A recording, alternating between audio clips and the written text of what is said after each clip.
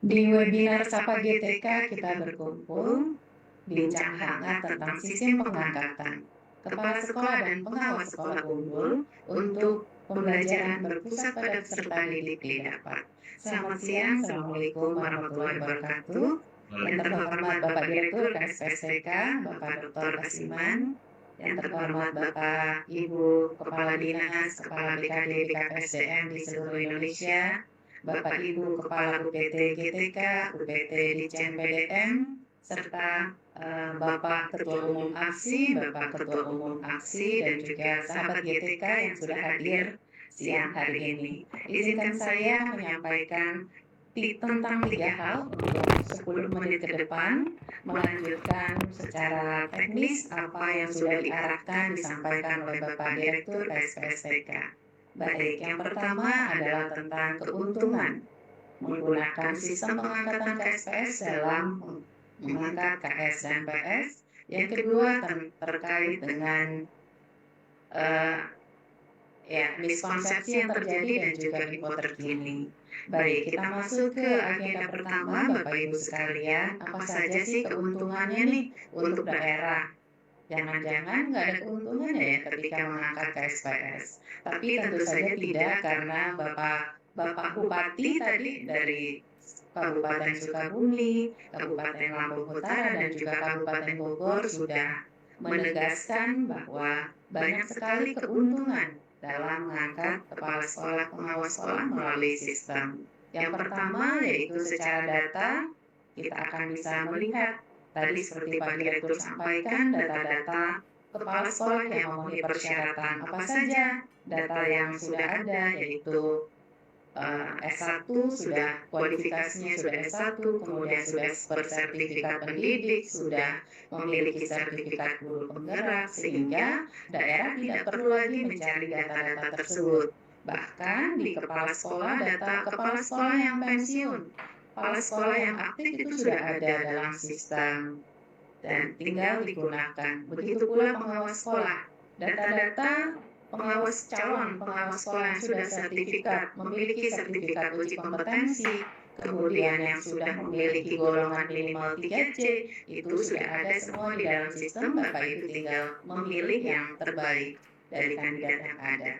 Lalu yang kedua, keuntungannya apa? Tadi Pak Direktur sampaikan, praktek BKN-nya yang tadinya sebelumnya prosesnya ada yang 3 bulan, ada yang 6 bulan, ada yang setahun, sekarang bisa karena sudah terintegrasi dengan BKN, SLA-nya 10-15 hari sepanjang data di Dapodik dan juga data di BKN ini sudah terupdate. Jadi Bapak Ibu Kepala Dinas silakan dan juga Kepala BKD memastikan bahwa data calon kepala sekolah dan pengawas sekolah ini sudah terupdate sesuai dengan kondisi terakhir agar proses SLA praktek BKN bisa 10-15 hari.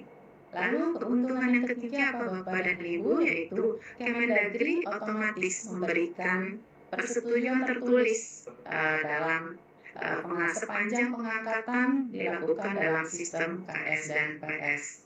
Dan yang terakhir paling penting adalah ketika Bapak Ibu kepala daerah atau Dinas Pendidikan BKD BKPSDM melakukan pengangkatan KSPS, data KS otomatis akan teralir di dalam Dapodik dan juga data PS teralir ke Simtendik. Artinya apa Bapak dan Ibu? Jika dilakukan di luar sistem, maka datanya tidak akan bisa diupdate secara manual lagi.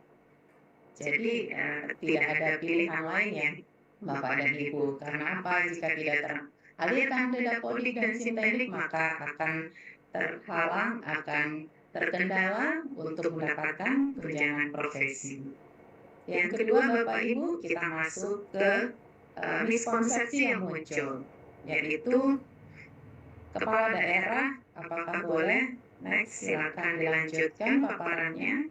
Oke, apakah kepala daerah boleh mengangkat kepala sekolah pengawas sekolah sepanjang pilkada ini? Tadi Pak Direktur sudah mengingatkan di surat edaran Mendagri 29 Maret memang disebutkan mulai 22 Maret sampai akhir masa jabatan kepala daerah dilarang melakukan penggantian pejabat kecuali dapat persetujuan tertulis Mendagri.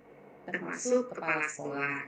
Nah, ini menjadi miskonsepsi Bapak dan Ibu, bukannya dilarang tetapi boleh, apalagi kita sudah otomatis mendapat persetujuan Mendagri sepanjang pengangkutan dilakukan dalam sistem KSPS. Jadi jangan ragu lagi Bapak dan Ibu untuk mengangkat KSPS melalui sistem ini. Kemudian selanjutnya miskonsepsi lainnya adalah apakah benar? Ini masih banyak BKD yang bertanya khususnya. Benar nih, Mendagri otomatis memberikan persetujuan tertulis sepanjang dilakukan dalam sistem. Jika masih ragu, silakan baca surat edaran 3 Menteri. Di situ Bapak Mendagri sudah tanda tangan, Bapak dan Ibu sekalian, bahwa Mendagri menyatakan memberikan persetujuan tertulis kepada kepala daerah, baik penjabat maupun definitif sepanjang dilakukan dalam sistem dan tata cara verbalnya sesuai dengan yang ada dalam sistem pengangkatan KSPS. Jadi jangan tanya lagi, jangan ragu lagi, ini otomatis mendapat persetujuan tertulis dari Mendagri. Kemudian miskonsepsi yang ketiga adalah tentang Pertek BKN. Tadi Bapak Direktur juga sudah menyampaikan bahwa kita sekarang sudah terintegrasi dengan aplikasi iMood BKN. Artinya apa? Mengajukan perteknya cukup dalam sistem KSPS, nggak perlu datang-datang lagi ke BKN, karena BKN sudah berkoordinasi, kami sudah bekerja sama dengan BKN. Pengajuan pertek melalui sistem, dan nanti terbit pertek juga di dalam sistem KSPS. Langkah selanjutnya nanti dinas tinggal download pertek BKN tersebut dalam sistem KSPS. Kemudian informasi yang ketiga, Bapak Ibu sekalian, ini masih ada beberapa daerah yang bingung membedakan ini mana formasi rekomendasi dari GTK, rekomendasi formasi, mana yang penetapan formasi dari Menpan. Sehingga masih banyak daerah, ada beberapa daerah yang kemarin salah upload di sistem KSPS. Yang diminta surat formasi Menpan, tapi yang diupload adalah rekomendasi dari GTK. Jadi Bapak dan Ibu sekalian silakan diperhatikan untuk mendapatkan penetapan formasi Menpan. Langkah pertama yang dilakukan adalah daerah, dinas dan BKPSDM mengajukan rekomendasi formasi kepada GTK melalui sistem. Berapa sih pengawas yang dibutuhkan? Mudah, media dan utamanya itu bisa diisi di dalam sistem dan tidak perlu menghitung manual karena di dalam sistem sudah otomatis. Daerah tinggal menginput kebutuhan. Di situ sudah ada maksimal yang bisa diangkat di jenjang muda, media dan utama itu berapa sudah ada. Lalu Ibu Dirjen GTK akan merespon di dalam sistem berupa surat rekomendasi formasi. Berdasarkan surat Ibu Dirjen GTK nanti silakan BKD menindaklanjuti untuk membuat surat PPK daerah untuk bersurat kepada Menteri PAN dan RB permohonan penetapan formasi Menpan. Dan yang terakhir adalah Menpan yang akan menerbitkan penetapan formasi Menpan. Tanpa adanya formasi Menpan ini, maka daerah tidak bisa melakukan pengangkatan JF pengawas sekolah berdasarkan Permenpan 1 tahun 2023. Lalu selanjutnya,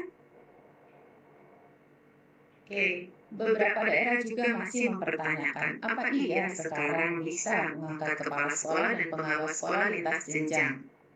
Dinas ditanya oleh BKD-nya, dasar hukumnya apa sih? Gitu. Nah, agar Bapak Ibu tidak ragu, dasar hukum pengangkatan kepala sekolah lintas jenjang ada di Perdirjen 5958 tahun 2022. Ini adalah turunan dari Permendikbud 40 tahun 2021, yaitu tentang juknis penugasan guru sebagai kepala sekolah.